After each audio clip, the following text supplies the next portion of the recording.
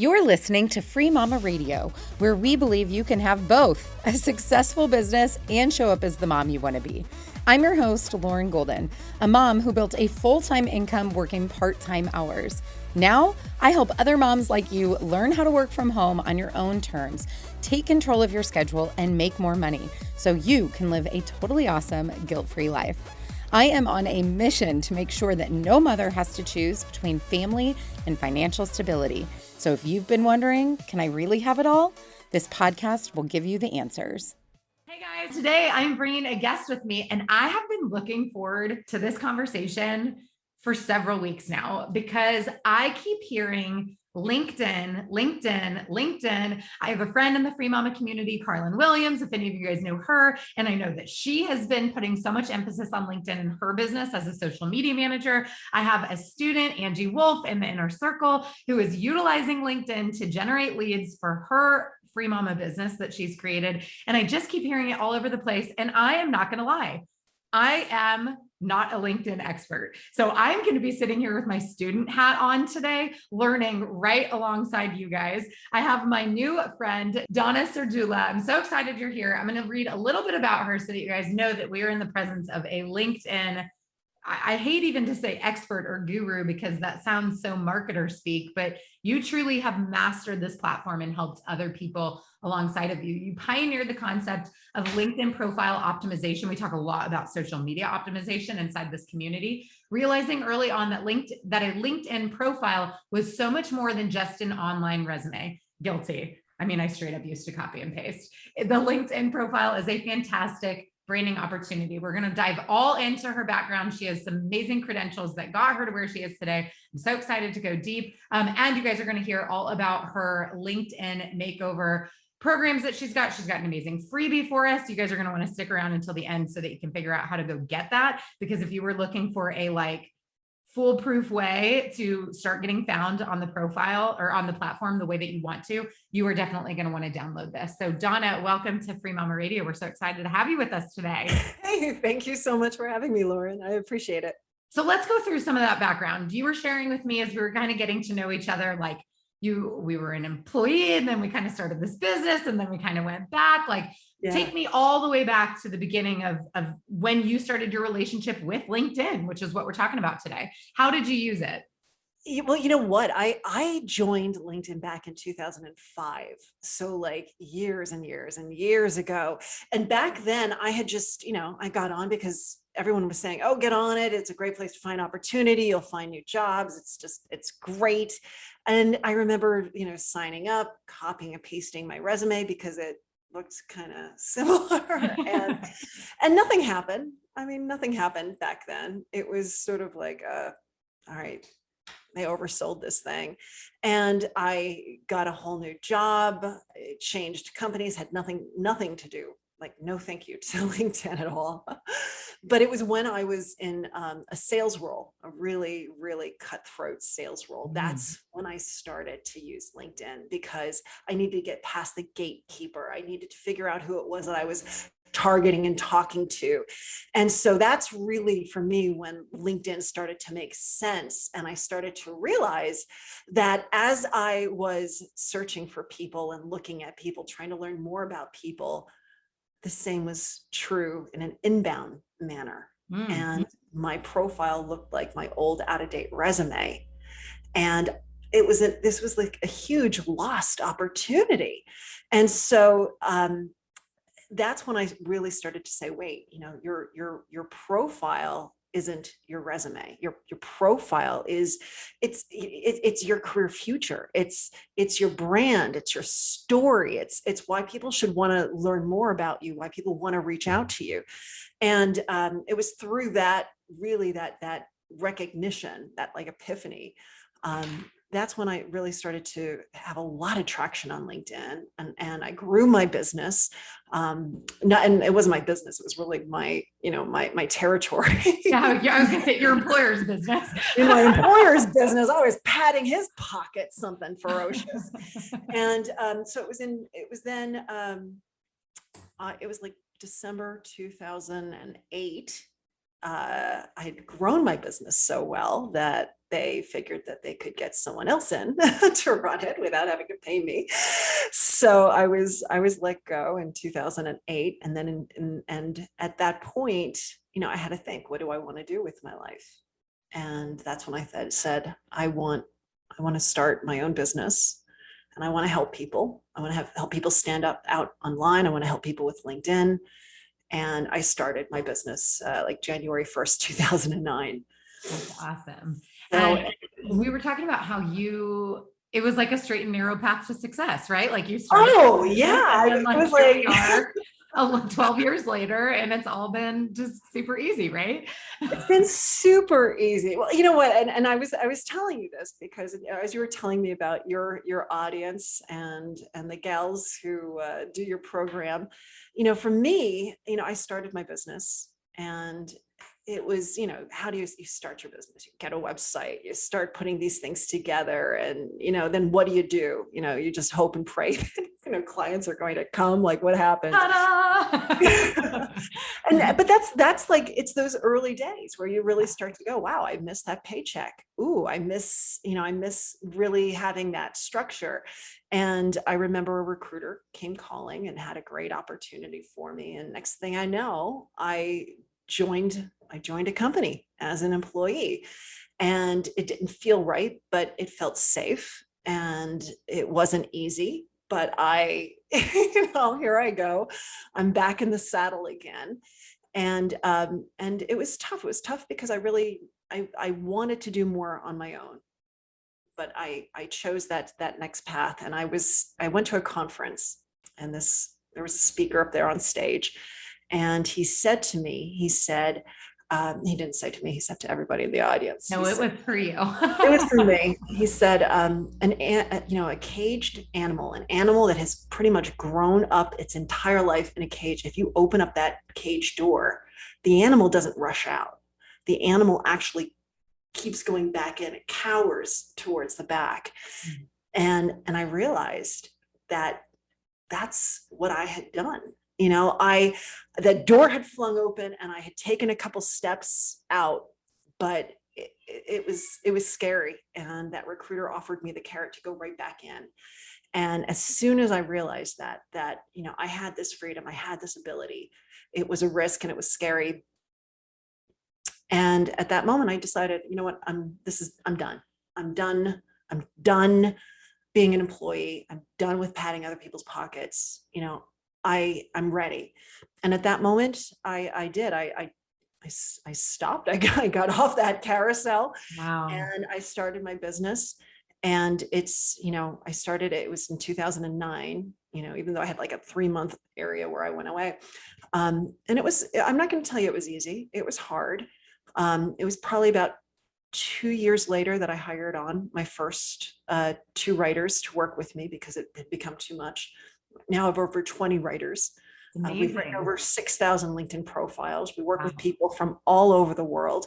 And, I really love what we do. We write LinkedIn profiles, we write resumes, we write bios and blog posts and all things like that. But, ultimately, we help people tell their story because it's really, really hard for people to write about themselves. And in this day and age, you have to write about yourself because people want to know who you are. And you have that control to take charge and determine what story you want other people to hear about you. Oh, I have so many questions. Okay. So first, what I want to talk about is this idea of story, because you said this a little while ago. You used 3 really important words, or I think they're really important. You said future, brand, and story. I want to come back to future because I have a question that I think will serve so many women in this community. But let's keep going with this story, because when we think about social media, we don't necessarily think about LinkedIn. Like, well, some of us don't, right? Like we might think more Facebook, we got TikTok and Instagram and Twitter and whatever's going on in the background. And it's like LinkedIn, well, that's the professional social network. And some people might argue, depending on your background, that like, that doesn't belong there, right? Like it's professional and it's stiff and it's very whatever. And as we got on this call, I'm like, I'm kind of like this, like I'm just very casual. But I was like, oh, it works for me because this is very my brand, right? Like I teach moms how to work from home and you can wear your yoga pants and whatever. Where do you draw the line? Or where do you talk to your clients about drawing the line between, first of all, do you think LinkedIn is it a social media platform?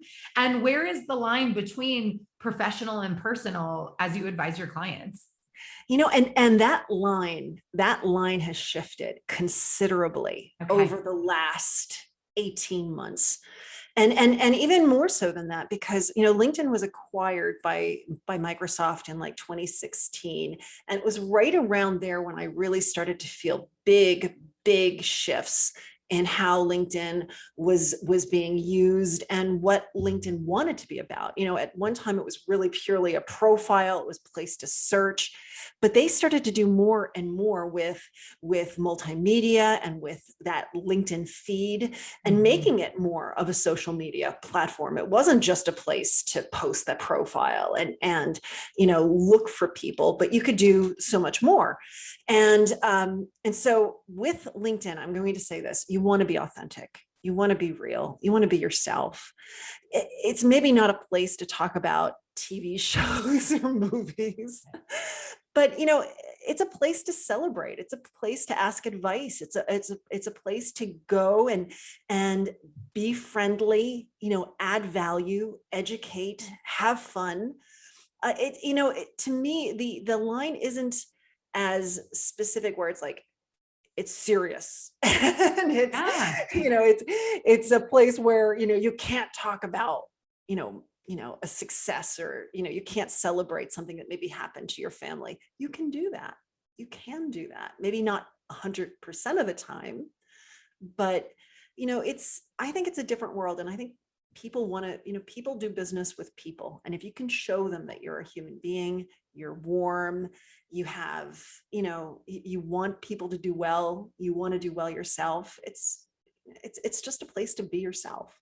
I love that. And it has never been my primary platform, but I have felt that shift from kind of my early user experience where it felt very almost mechanical, right? To now it is, it's much more relationship driven. I love that. So the other word that I loved that you said earlier was future. And I think part of the reason why I've been hearing LinkedIn come up so much that when I heard from your team, I was like, yes, let's talk about LinkedIn on Free Mama Radio. This is perfect timing. I think it's because of kind of the turmoil and chaos that we've seen disrupt the entire world, but especially employment, and people are leaving the workforce. People are being forced out of the workforce. People are choosing to switch industries altogether. And there's just this massive shift and pivot happening.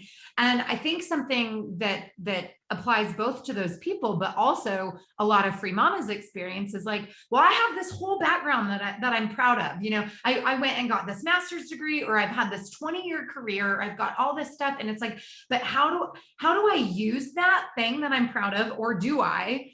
Yeah. But also serve where I'm going. Like, I just started this copywriting business, or I want to be an online business manager. And it's like, how do I reconcile those two things so that I'm telling the whole story, but also not shooting myself in the foot? Like, I'm looking set up for success with where I want to go. How do we balance that?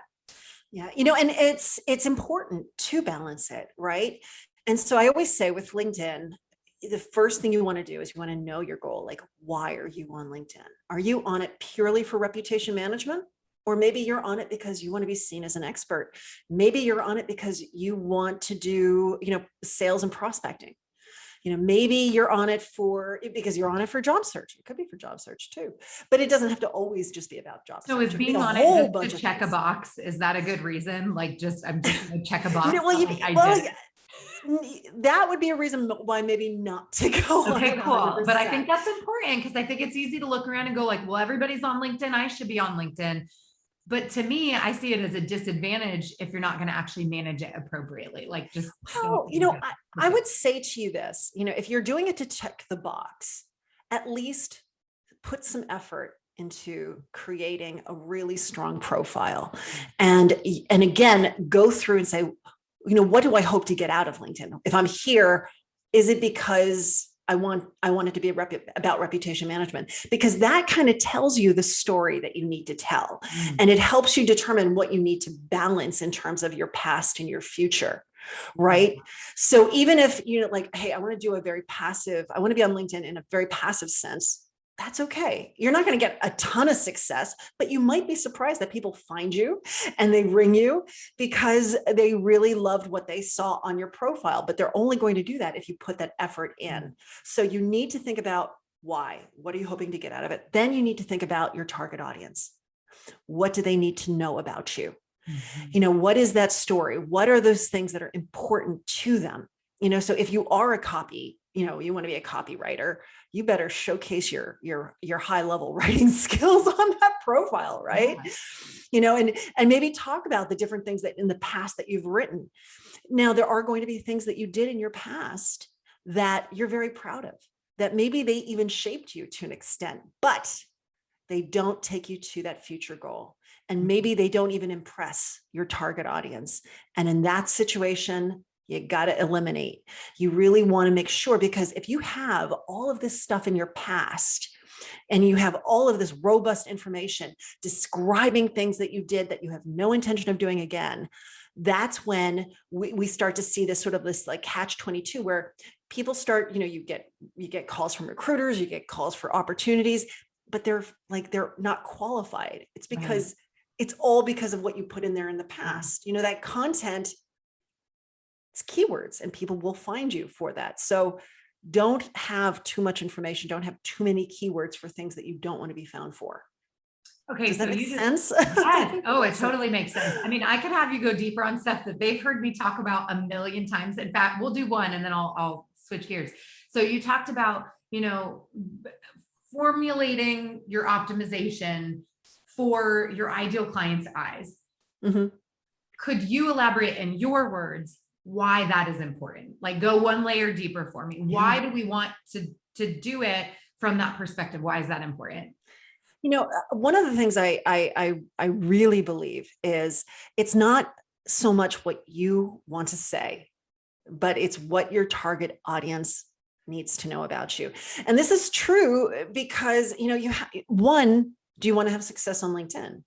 And you need to be strategic and you need to think, okay, what does that person want to know? What do they need to know? What's going to make them want to move forward or reach out or call you? And so it really does. You have to be strategic and you have to stop thinking about, yourself and that aspect. I want it to be authentic. Don't get me wrong. I want it to be authentic. I want you to shine. I want you to sparkle. I want people to really get a sense of who you are and what you're adding and that value. But at the same time, I just have seen so many people who get caught up in past successes, past versions of themselves, that it almost acts as like a stop sign. It stops them from moving forward into the future to that next version of themselves. And in some ways, it's because the past is comfortable and the future is scary and it's awkward and there is that level of discomfort. And so it's almost easy to say, wait, let me focus back here. But when you're focusing back there, you can't move forward. Yeah, you're like, I see this visual. You're like backing further into the cage, right? Yes. You're like up against the back of the cage as I've got my dog in her kennel in the other room. That's all I can think about. So this is something we don't want to do, right? We don't want to like past project. We want to kind of future pace ourselves. What are some other like do nots? Like we hear so much about like the must do's on a platform, and we'll talk about some of those too. What are some of the other like no-nos that you've seen people do on LinkedIn? I hate to bring this up. Oh my goodness. Because it seems really bad profile pictures. Really bad profile pictures. What is a good profile picture? A good profile, it doesn't I love a profile picture that was professionally taken. I mean, I really love it. To me, it means money, and people like to work with successful people. So to me, there is something beautiful about that professionally taken photo, and not a portrait photo, but a headshot, right? Where you're really showcasing yourself, not so much as a glamorous type of person, but just, hey, this is who I am. right? Respect me, I pay love attention that. to me. That's what I want. But at the same time, I also recognize, especially when you're starting out, you have budgets and there's certain investments that you want to take. And maybe that might not be the very first one. I would argue that it would be a smart one to do. But, you could always, have someone take that photo for you with their iPhone. But, really make it so it's just your face. We don't want elbows, especially because so many of us are accessing it through our phones, and it's almost impossible to see a person from any distance in that profile picture. But I would definitely say just spend time looking at that picture and making sure, is this who I am? Is this who I am today? Is this who I want to be tomorrow? Does it cast me in a good light? You don't need to be glamorous, but at the same time, you want to look friendly. You want to look well-adjusted. You want to look confident. That's what you should be going for. Yeah, I know. I something I talk about with social media optimization is having your same photo across platforms, because as people are internet stalking you and trying to scope you out, it creates that familiarity of like, oh, this is the same person. Like, oh, I found her. And I see people on maybe not LinkedIn, which is a more professional platform, or at least that was the original intent. And I see people using filters, or like they're in the car and they've got the seatbelt and all of those little things. Even if it's a good photo and you feel attractive, there are other elements happening around you that take away from the confidence that you may feel in that photo. And so I think it's really important to think about, kind of, yes, it's close on my head, and what's happening around me? What's the lighting? What are the potential distractions that are going to take away from someone focusing on my face? Yeah. Another big pitfall, and I see it over and over again. It doesn't matter if you're just starting out. It doesn't matter if you're like this huge executive or entrepreneur. It's a mistake I see over and over and over again. And it's a person who looked at their profile, and hey, I did this myself. You looked at the profile and you went, oh, you know what? That's a little bit like my resume. Let me just copy and paste my resume. Or, oh, wait, like I have a bio that was written 15 years ago. Let me get that out. So it's almost like this need. Yes, guys, we want to recycle our plastics, but we don't want to keep recycling our bio and our content and our resumes across every platform. A person wants to learn more about you. That's why they're here on LinkedIn. They may have already been to your website. They may have already been to Instagram. They want to learn more. So let's look at this information as building. We want it to build. So a person keeps learning more good things. It keeps qualifying you. It keeps making them think, yes, this is someone that I want to learn more about. So they convert. They either visit your website and fill out a form, they purchase a service, or maybe they just pick up the phone and call you. Whatever that next stage is, we want to keep giving them that information that makes them feel good about you. I love that. So good. So much value in there.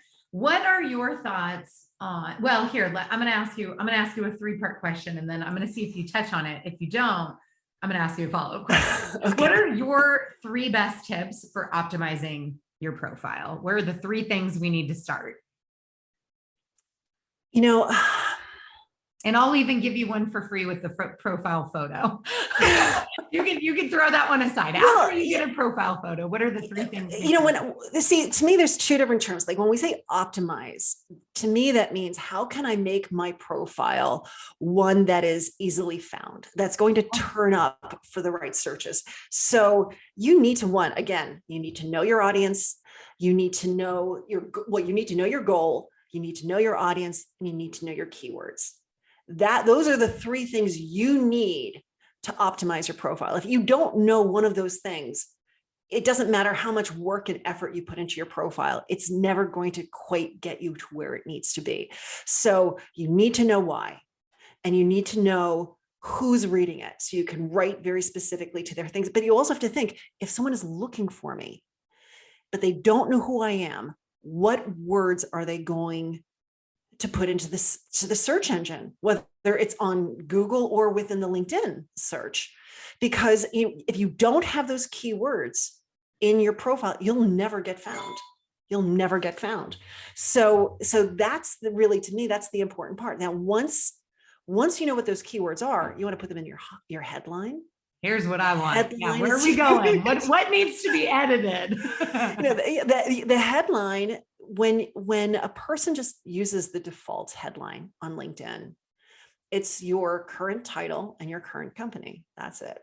That's what LinkedIn just, injects there.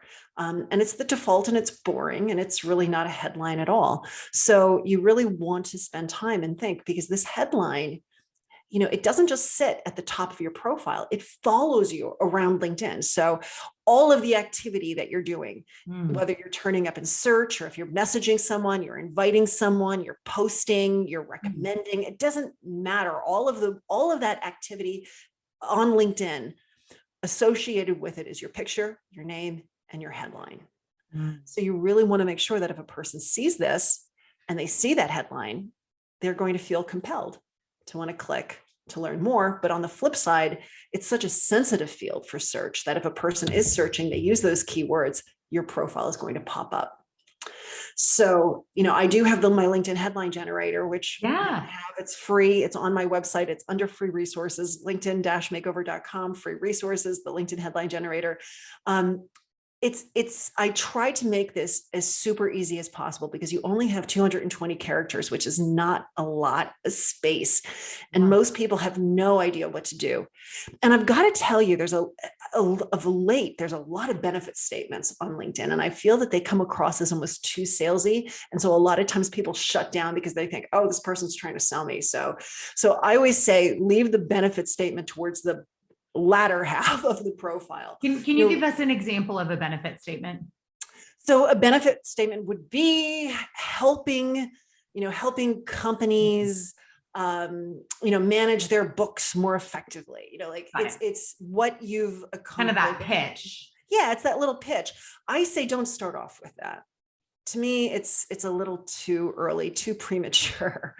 So I say, put in your, what is it that you do? Is it, am I a freelance bookkeeper? Am I a effective copywriter? Am I, whatever it might be, start off with, what is that title? What is that, that you do? And then start to inject keywords. What is your methodology? What is the software that you use? What is it that you're truly doing? And try to get into like the meat and potatoes of it, and think in terms of, that's usually, if a person is looking for you, those are the words they're going to use to find you.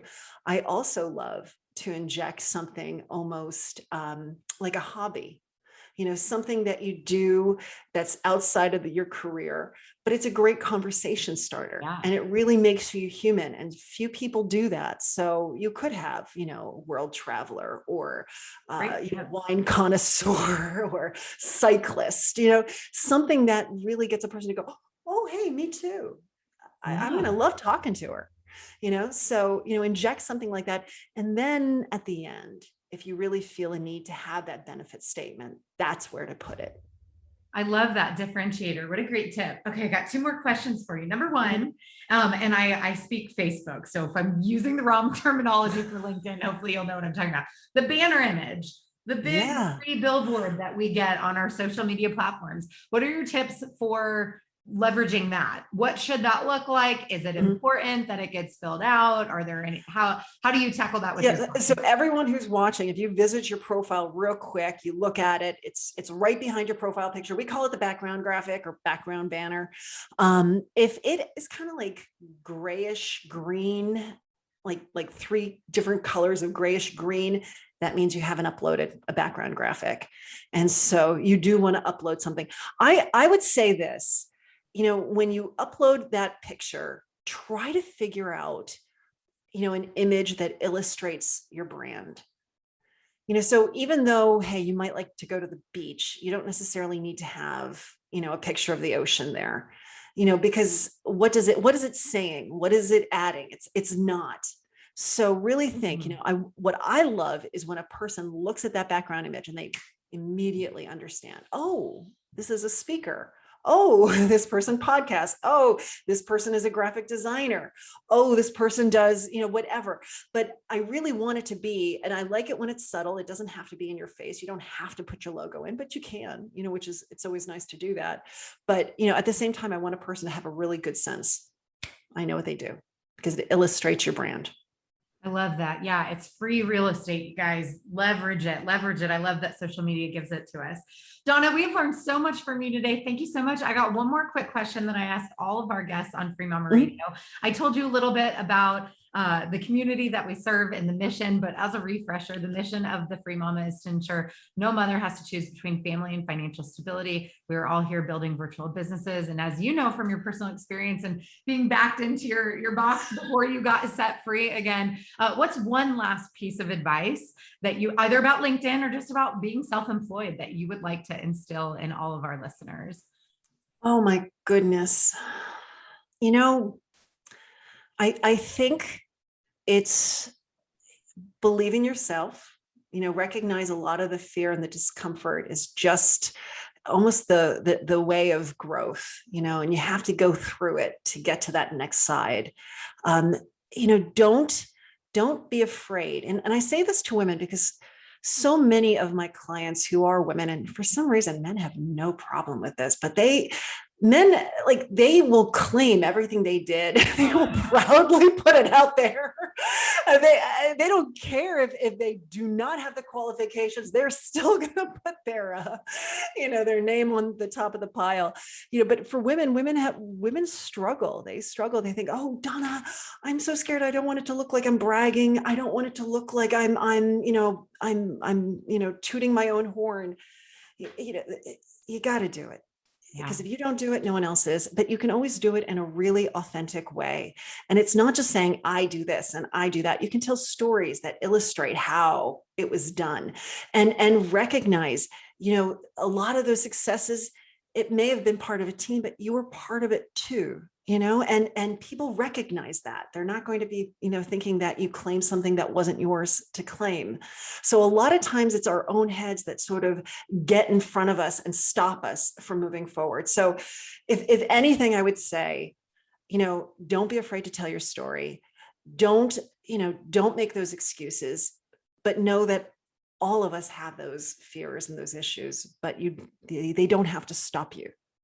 I love that. Hope it helps. Yes, that was beautiful. Well, we celebrate Free Mama Wins every Friday. So we are big on toot. We like to toot our own horn at the Free Mama because we know that that's what gets us to do the next hard thing, right? We need those little mini wins and those little recognitions of our accomplishments to keep us going on to the next step. So I love this. And put it out there for people to see, right? Yeah. Not just within the community, put it on your LinkedIn profile. You said something earlier. I didn't write it down. I wrote down one thing. You said a photo that says, respect me, pay attention to me. I'm like, that is so powerful. But you said something else about like, people want to work with money, like they like invest in the professional headshot. It shows like, I value this. I spent money on it and that attracts money and we're all in business to make money. And I'm like, oh yeah, you got me all hot and bothered today, Donna. I love it. It's so good. You guys, if you liked today's episode, first of all, go connect with Donna on LinkedIn because it's her jam. Number two, we will put the link to get her free LinkedIn headline generator. You guys are not going to want to miss this. And I saw she's got all kinds of other tools and goodies in there as well. We will put that over on freemamaradio.com. So you guys have easy click-throughs to get to that. If you guys liked this, leave a review, go leave her a comment, tag us, do all the things so that we can connect with you and continue to support you. Donna, thank you for being on Free Mama Radio. This was amazing. Lauren, thank you so much. Awesome. All right, guys, we'll see you next time. I hope you enjoyed this episode of Free Mama Radio. Don't forget to check out FreeMamaTV right here on YouTube for hundreds of how-to videos and interviews to help you start, grow, and scale a virtual business from home. If you want to join a community of tens of thousands of moms just like you, make sure you join the Free Mama Movement group over on Facebook. And lastly, if you want to learn more about how we can do this together, work to achieve your goals, and make you our next success story, check out my free training at thefreemamamovement.com. I'll see you next time.